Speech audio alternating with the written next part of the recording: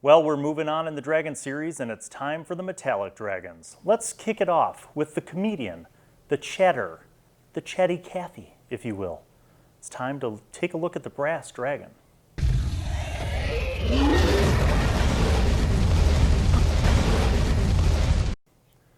The Brass Dragon is kind of the good analog to a blue dragon. They have a tendency to live in kind of deserty areas. But the Metallic Dragons as a whole are good. And one of the striking features about the Metallic Dragons is that unlike their chromatic counterparts, they often seek the social interaction with humanoids, with other intelligent creatures. And not just as minions or slaves like some of the evil chromatic dragons. And one of the things that I like about the discussion of brass dragons is that they enjoy social interaction. They enjoy chatting and small talk. They like to learn information. They like to interact with people. Now, metallic dragons still love treasure, but their treasure hoards and kind of what motivates them for treasure is a little bit different. So let's get into what makes the brass dragon kind of a comedic NPC that you could use in your games. The most gregarious of the true dragons, brass dragons crave conversation, sunlight, and hot, dry climates. A brass dragon's head is defined by the broad protective plate that expands from its forehead and the spikes protruding from its chin. A frill runs the length of its neck, and its tapering wings extend down the length of its tail. A brass dragon wormling's scales are dull mottled brown. As it ages, the dragon's scales begin to shine, eventually taking on a warm, burnished luster. Its wings and frills are mottled green toward the edges, darkening with age. As a brass dragon grows older, its pupils fade until its eyes resemble molten metal orbs. Brass Dragon engages in conversations with thousands of creatures throughout its long life, accumulating useful information which it will gladly share for gifts of treasure. If an intelligent creature tries to leave a Brass Dragon's presence without engaging in conversation, the dragon follows it. If the creature attempts to escape by magic or force, the dragon might respond with a fit of pique, using its sleep gas to incapacitate the creature. When it wakes, the creature finds itself pinned to the ground by giant claws or buried up to its neck in the sand, while the dragon's thirst for small talk is slaked. A brass dragon is trusting of creatures that appear to enjoy conversation as much as it does, but it is smart enough to know when it's being manipulated. When that happens, the dragon often responds in kind, treating a bout of mutual trickery as a game. Brass dragons covet magic items that allow them to converse with interesting personalities. An intelligent telepathic weapon or a magic lamp with a genie bound inside are among the greatest treasures a brass dragon can possess. Brass dragons conceal their hoards under mounds of sand or in secret places far from their primary lairs. They have no trouble remembering where their treasure is buried and therefore have no need of maps. Adventurers and wanderers should be wary if they happen across a chest in an oasis or a treasure cache tucked away in a half-buried desert ruin, for these might be parts of a brass dragon's hoard. So the way I look at brass dragons is, and I kind of am going to push people towards this method of thinking in general with the metallics. Don't think of the good dragons as monsters. Think of them as NPCs, non-player characters, and think of them for their specific traits. So in this case, a brass dragon is a great information resource, right? Think about a campaign or an adventure that you are running, or maybe one that you've already run, where you had an NPC who was like a scholar or a sage or a powerful wizard, or maybe a high priest or cleric or a bard. Basically an NPC that you used as an information resource for the party. Now I want you to substitute that NPC with a brass dragon, and imagine the fun that you can have with that. So let's say your party is on a quest for some great or valuable object or item, or maybe to locate the missing ruined tower of something or other, right? They've done research in cities, they've gone on other adventures, but they still haven't found the missing piece of whatever it is, until they come across this brass dragon who is local to the region that they're exploring. Now imagine if your party was just going to go out wild, like blind into the desert to try to find this lost civilization or this secret artifact or whatever. Who would be the greatest information resource? The brass dragon. Maybe there's even a city, like an oasis kind of city.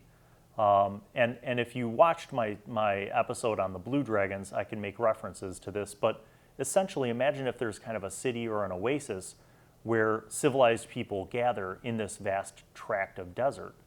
And it occurs to the party that if they could get in touch with this well-known brass dragon, that maybe the brass dragon could provide them with the evidence or the knowledge that they need to track down whatever it is or whoever it is or wherever it is that they're trying to go. Now, how do you play as a DM? How do you play the brass dragon? I want you to think of, and this is going to be really silly, right?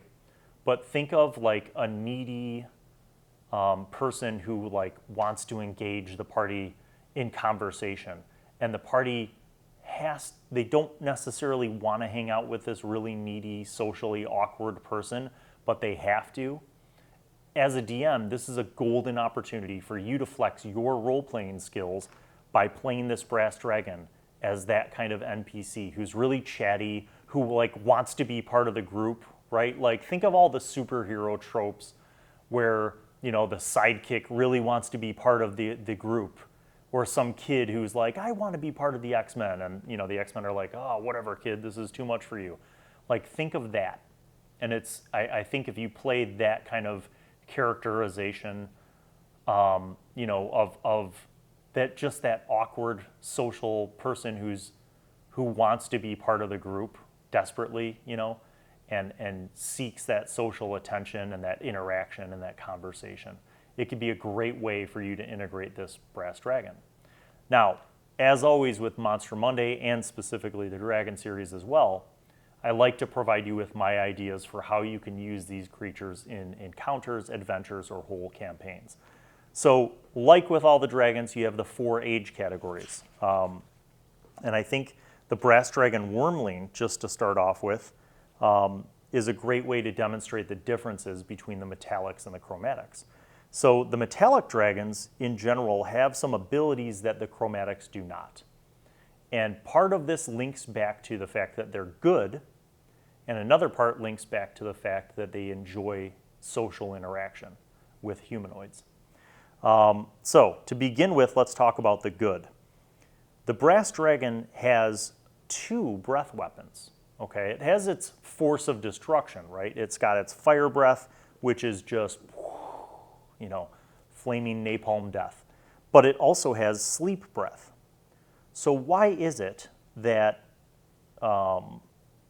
metallic dragons have 2 breath weapons? I think that goes back to the alignment component, right? The metallic dragons are supposed to be good, which means their default mode should not be kill.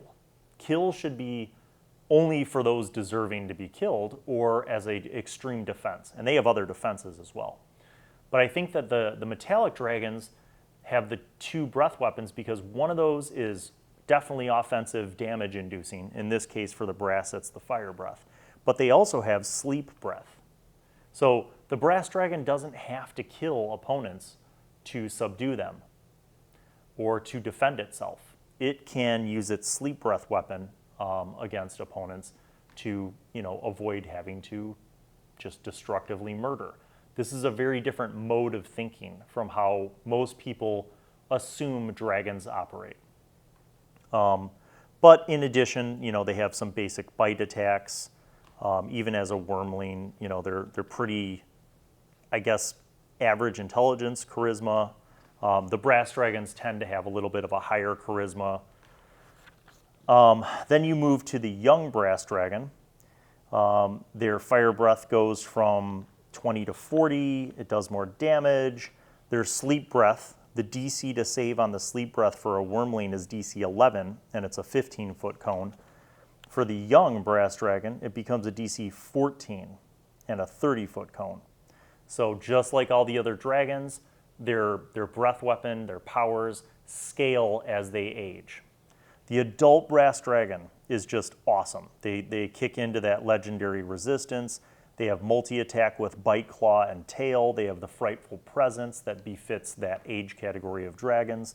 And their breath weapons are amazing. The fire breath does 60-foot line, 5 feet wide, DC 18 to save. The sleep breath does 60-foot cone, DC 18 to save, which is pretty dope. Then you get to the ancients, right? Which, as all ancient dragons should be, they are just amazing. They have the frightful presence, all the same things, but they scale up with legendary actions. They can detect, they can do tail attack, the wing attack, flapping air at opponents to knock them down, just like all the other ancient dragons. But check it out. The sleep breath on the ancient brass dragon is a 90-foot cone with a DC 21 con save for the saving throw. So an ancient brass dragon probably doesn't have to whoop a whole lot of ass. They probably don't even need to use their fire breath or their multi-attacks, because between things like frightful presence and sleep breath and the wing attack, they could kind of immobilize or knock out people or subdue opponents in mass pretty easily without having to kill anyone. Which again, I think is a reflection of the change in perspective about good dragons. And the metallic dragons will see this trend with that ability. One more distinguishing feature, and this comes only at the highest age category, only with the ancient dragons. The ancient brass dragon can change shape. So I want to read this to you because this is going to link into how you can introduce these guys into encounters, adventures, and campaigns. The dragon magically polymorphs into a humanoid or beast that has a challenge rating no higher than its own, or back into its true form. It reverts to its true form if it dies. Any equipment it's wearing or carrying is absorbed or borne by the new form, the dragon's choice. In a new form, the dragon retains its alignment, hit points, hit dice, ability to speak, proficiencies, legendary resistance, lair actions, and intelligence, wisdom, and charisma, as well as this action. Its statistics and capabilities are otherwise replaced by those of the new form, except for any class features or legendary actions of that form. So what does that mean as a DM? It means that you can have a brass dragon interacting with your party without them even knowing it. It means that the brass dragon could appear to be a nice old lady who just owns a small shop in the oasis town in the desert, and maybe she's got like interesting morsels of rumors and information, but she's really talkative. Or it could be an annoying kid. You could go with like the superhero trope where there's this like annoying little street urchin who always like has info to tell the party about different things in the area or in the region, and always wants to like tag along with them and keep talking with them, right? So that's one of the coolest things about the metallics in general, is that at that eldest of the age categories for the ancient classes, they can all change shape. And it goes back to that human interaction. Okay, so let's talk about how do you use a brass dragon at low level, mid-level, and higher levels. So I think at low level, this is kind of a fun, easy one. The wormling doesn't have the ability to shape change, but it does have that playful, talkative, social need. So maybe it confronts the party initially, and the party maybe doesn't know whether to attack or defend or hide. And then it just introduces itself, and it wants to talk, and it asks lots of annoying questions like, hey, so where are you guys going? Oh yeah, what are you looking for? Oh yeah, my uncle knows about that. Yeah, yeah, I'm from around here. Yeah, I'm building up my treasure. Hey, do you guys got any cool treasure? Like, imagine the kind of kid who asks a lot of questions. And I'm going to give you a movie reference. In case you've never seen the movie Home Alone, I'm pretty sure most people in the world have. It's about the kid who gets left home alone at Christmas time. When the family's getting ready to go on the shuttle vans to the airport, one of the neighbor kids starts asking the shuttle van drivers like all these annoying questions, right? It's a classic scene. If you don't know it, go watch it. Hi, I'm Mitch Murphy. I live across the street. You guys going out of town? We're going to Orlando, Florida. Well, actually, first we're going into Missouri to pick up my grandma. Do you know the McAllisters are going to France? You know if it's cold there? Do these vans get good gas mileage? Gee, kid, I don't know. Hit the road. How fast does this thing go? Does it have automatic transmission? Does it have four-wheel drive? Look, I told you before, kid, don't bother me. Now beat it. But that's like an example. You know, you can make the Brass Dragon Wormling like this friendly but slightly annoying, maybe socially awkward person, you know, who doesn't always realize that even as a Wormling, it's kind of a, you know, a shock to see a dragon. And maybe that Wormling has warnings for the party about bad dragons. Like maybe there are some blue dragons that live in the desert valley, and the Wormling tells them to like avoid this area because there are some dangerous blues there and they're nasty. I tried to talk to one time and it wouldn't let me, and it chased me away, and then my dad had to come and they fought, and then, but everything's okay. So where are you guys going? Oh yeah, and you know, that kind of stuff. Like just plot out a bunch of interesting topics, you know, and then also, I think as a DM, use this as an opportunity for the Brass Dragon to kind of engage each character in the party. We talk about the DM's ability to engage everybody in a party. And this is kind of a global DM tip here for you to tack onto the top of this. But a good DM tries to figure out each person, what that player's interest is for playing the game, and then what their character, background, class, all the character ideals, those kind of things. So this is a huge opportunity at any age category for a Brass Dragon to engage each and every member of the group. And maybe you develop an affinity. Maybe one of the players really loves this cute little black Brass Dragon and wants to make the Brass Dragon like a mascot for the party. You know, so they're very into like engaging in conversation and mothering or fathering this, you know, this Brass Dragon and befriending it. Those are all like options that you can do, but try to think of a way for the Brass Dragon to engage everybody. You know, maybe the Brass Dragon is annoying to that one person in your party, and they kind of get a rise out of, you know, pranking that person and teasing that person. But they have a lot of cool abilities. So even at low level, that Brass Dragon can interact. At your mid-level, like your 5 to 10, you could get a young Brass Dragon involved in a very similar way, but maybe where like if the party rejects the Brass Dragon, that young Brass Dragon has more of like a teenager mentality, like whatever, I didn't even want to go on your stupid adventure with you guys anyway, whatever, you know, that kind of like frail ego, you know, where like the young Brass Dragon really wants to be part of the group, but is also doesn't want to appear to be too much of like a tryhard.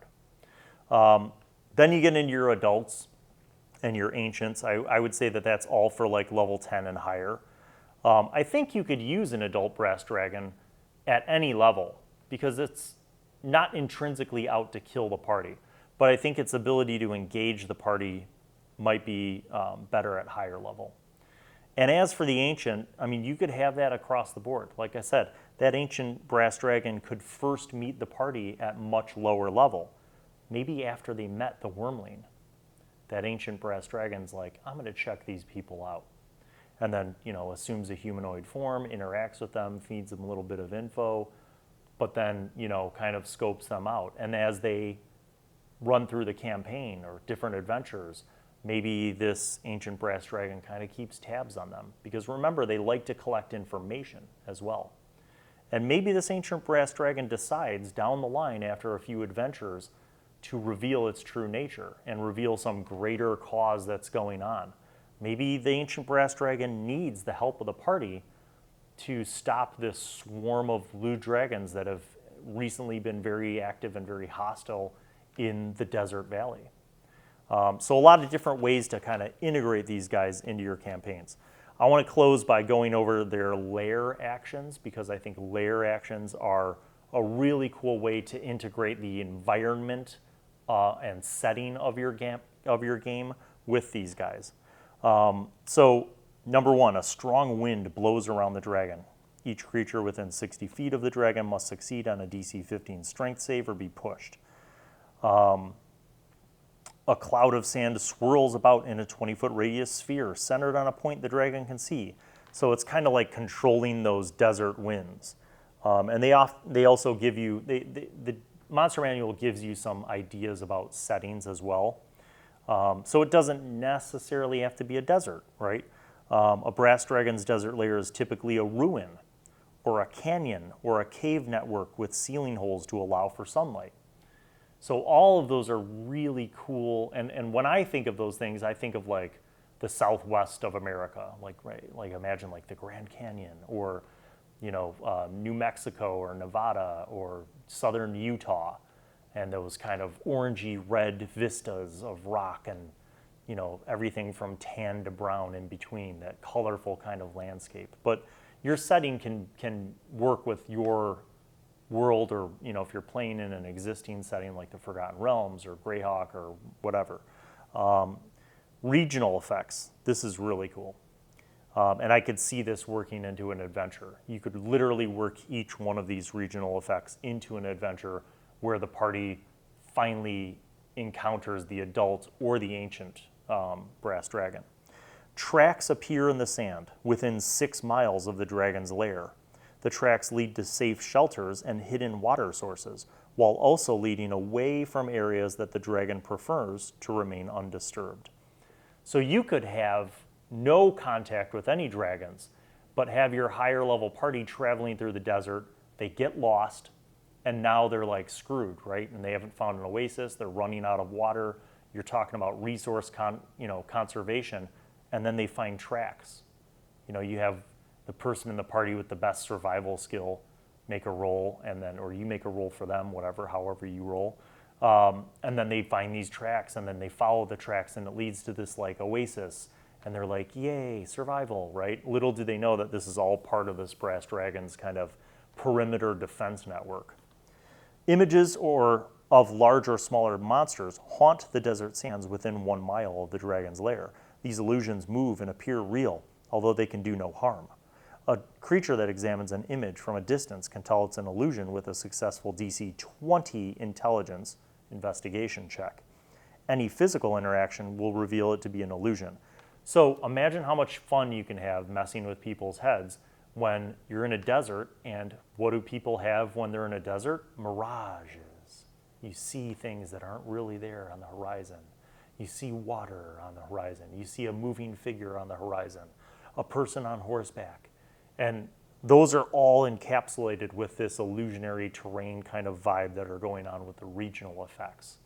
So you can have the party see some, person on the horizon, and they chase after them, and then they go back and they come across the tracks, right, that lead them to an oasis.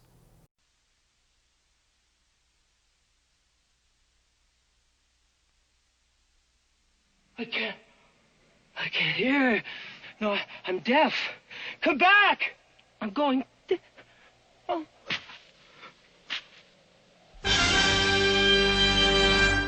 Quiet, isn't it, George Michael Dolans?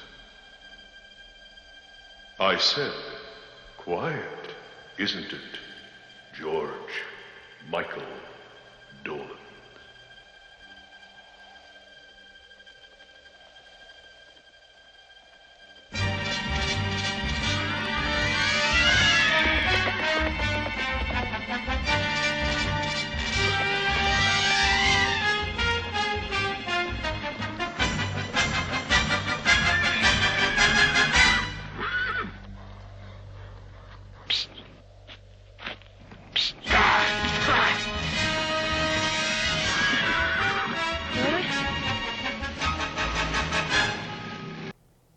The last regional effect is also pretty cool. Whenever a creature with an intelligence of 3 or higher comes within 30 feet of a water source within 1 mile of the dragon's lair, the dragon becomes aware of the creature's presence and location.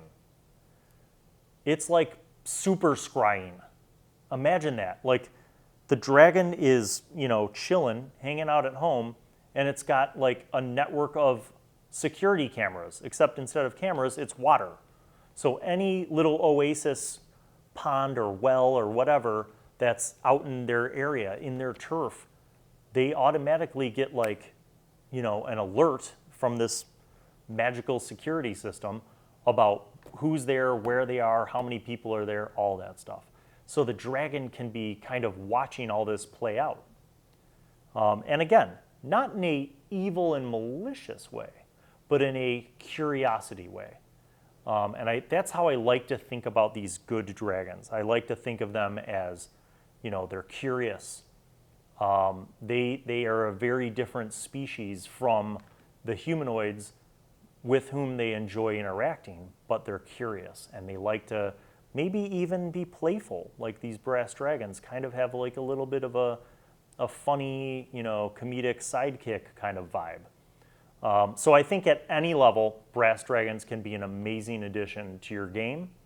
Whether you choose to make them a long-term recurring NPC, or if it's just something that the party runs across that leads to a cool adventure, and then maybe you never see them again.